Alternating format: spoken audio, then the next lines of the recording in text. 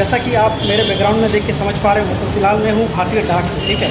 यहाँ पे विजिट करने का बस एक ही मकसद है कि यहाँ पे मैं एक सेविंग अकाउंट ओपन करने वाला हूँ, ठीक है। तो बेसिकली जैसा कि आप स्क्रीन पे देख पा रहे हो, ये स्क्रीन पे आपको दिख रहा होगा भारतीय डाक का एक अकाउंट ओपनिंग फॉर्म है, ठीक है, जिसके ज़रिए आप अकाउंट ओपन करवा सकते हो यहाँ पे विजिट करके।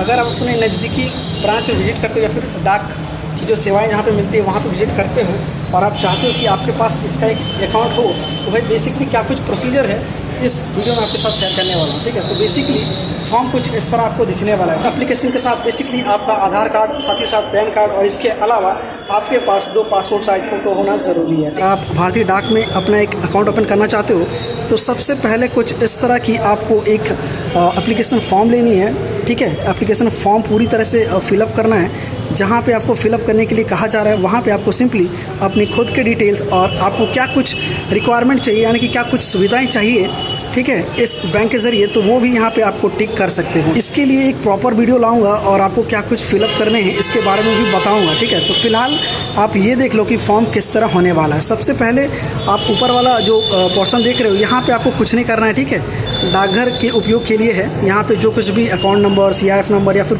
जो कुछ भी आपको लिखी हुई दिख रही है, यहाँ पे आपको कुछ भी नहीं लिखना है। और इसके अलावा यहाँ पे एप्लीकेशंस, ये बेसिकली एप्लीकेशन ही है, ठीक है, जहाँ पे आपको डिटेल भरनी है।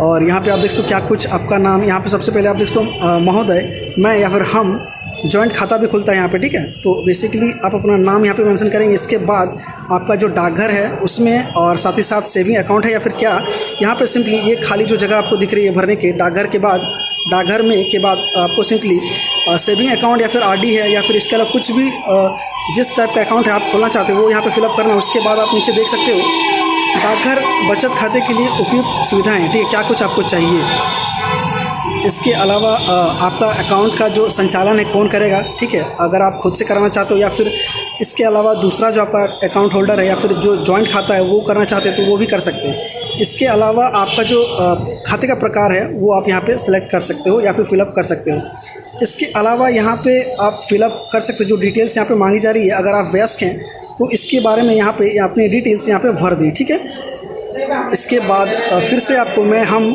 यहाँ पे आपका नाम, साथ ही साथ यहाँ पे अमाउंट कितना जमा करवाना चाह रहे हैं, ठीक है। तो बेसिकली मैं यहाँ पे 500 रुपये देकर जमा करवाने वाला हूँ, ठीक है।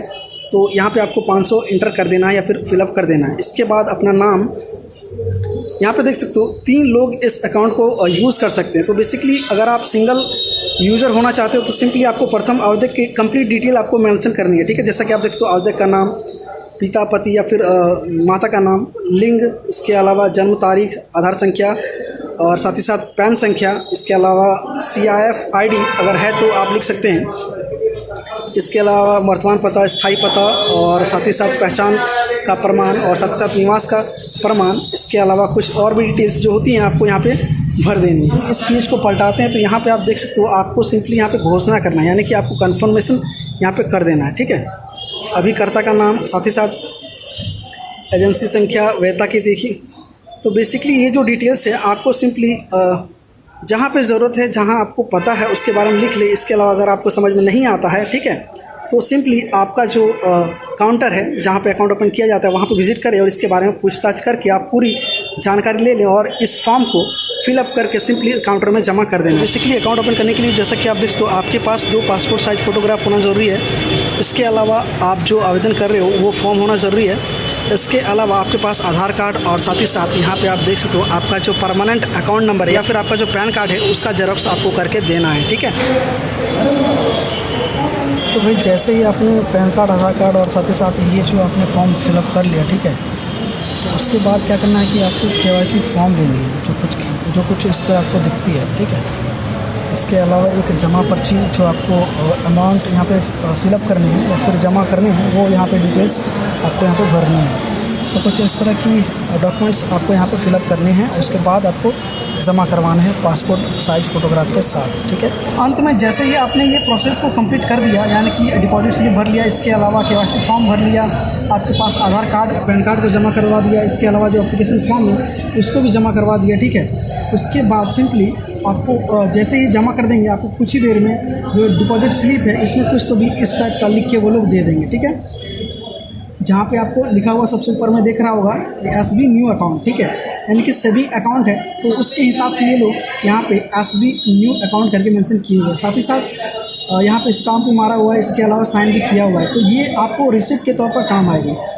तो इसके बाद आपको करना क्या है कि 2 से 3 दिन बाद यहाँ पे फिर से विजिट करना है और यहाँ से अपना क्या करना है कि आपका पासबुक, इसके अलावा ATM कार्ड और इसके अलावा चेकबुक भी यहाँ से कलेक्ट कर लेना है।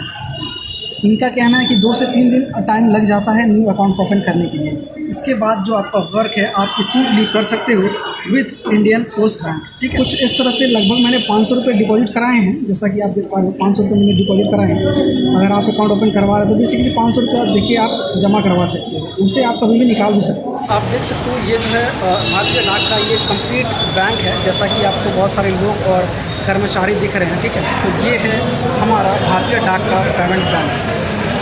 तो कुछ इस तरह से आप भारतीय डाक की जो बैंक की सर्विसेज है यहाँ पे ब्रांच विजिट करके आप अपना अकाउंट ओपन करवा सकते हो।